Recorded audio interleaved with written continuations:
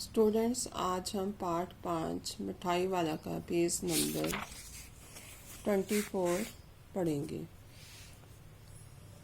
हाँ, जो आकार प्रकार तुमने बतलाया उसी प्रकार का वह भी था, तो वही होगा, पर वही है वह एक उस्ताद।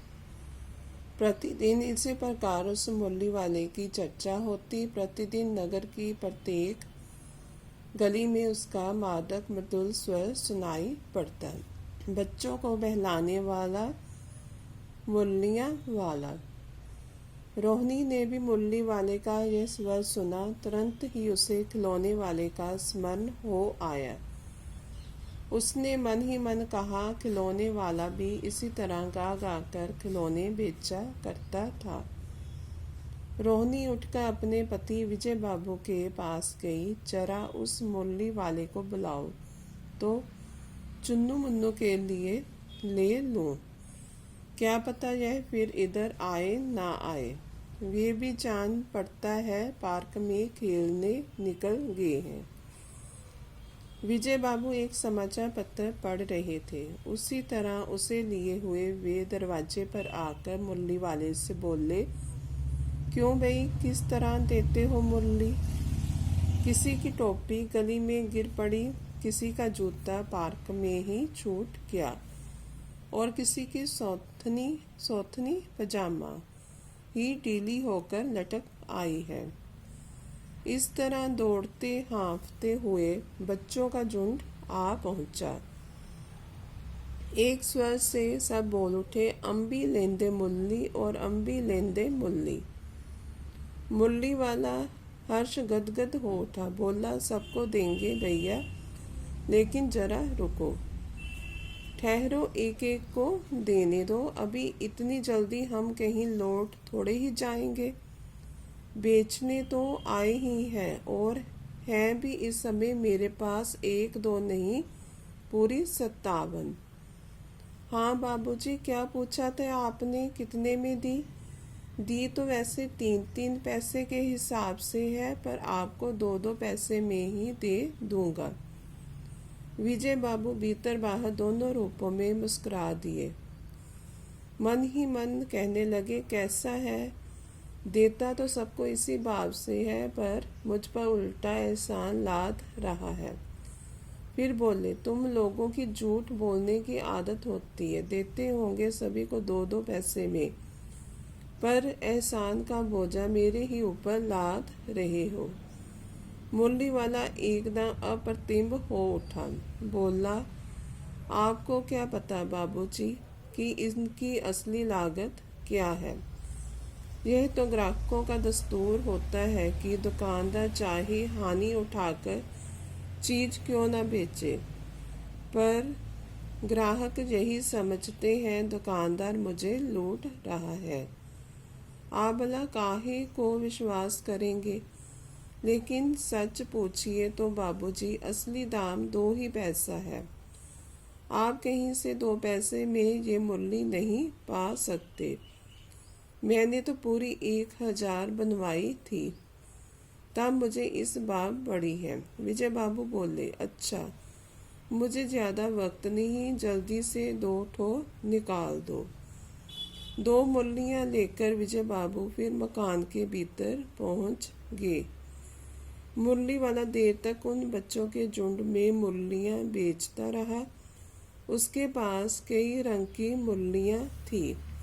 बच्चे जो रंग पसंद करते, मुरली वाला उसी रंग की मुरली निकाल देता।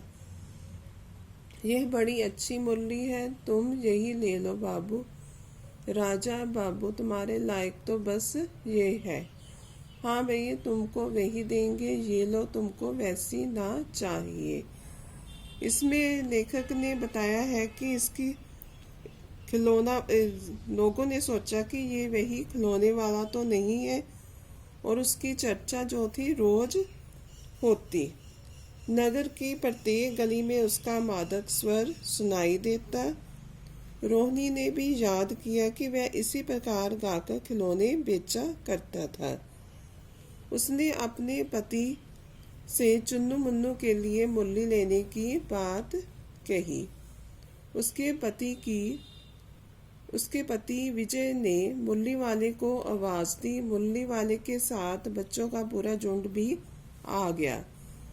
बच्चे एक साथ कह उठे, अंबी लेंदे मुरली और अंबी लेंदे मुरली।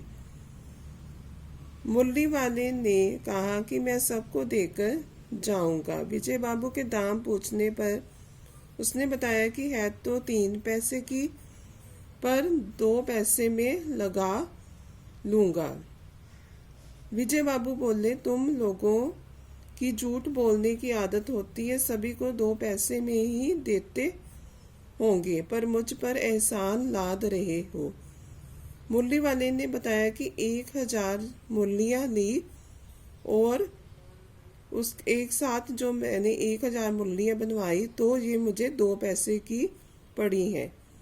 विजय बाबू ने उससे 2 मुरलियाँ ली और अन्य बच्चों को मुरलियाँ देकर वह चला गया।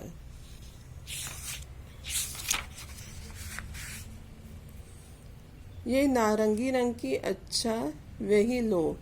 ले आए पैसे, अच्छा ये लो तुम्हारे लिए, मैंने पहले से ही ये निकाल रखी है।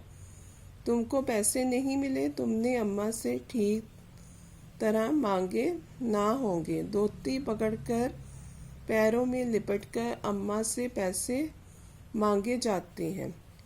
बाबू, हाँ फिर जाओ, अब की बार मिल जाएंगे। दुअन्नी है तो क्या हुआ, ये लो पैसे वापस लो। ठीक हो गया ना हिसाब, मिल गए पैसे। देखो मैंने तरकीब बताई। अच्छा, अब तो किसी को नहीं लेना है, सब ले चुके।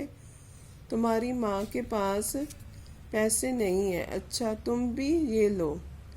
अच्छा तो अब मैं चलता हूँ। इस तरह मुरली वाला फिर आगे बढ़ गया।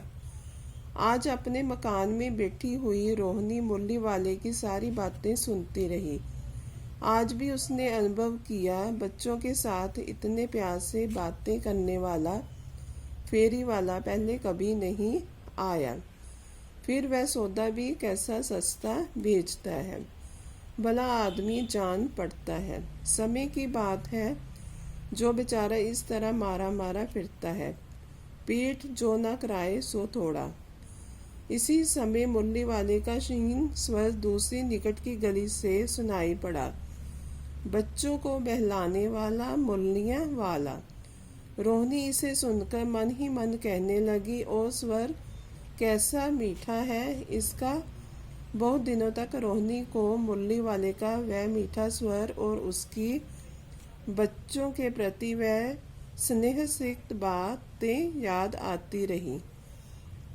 महीने के महीने आए और चले गए, फिर मुरली वाला ना आया।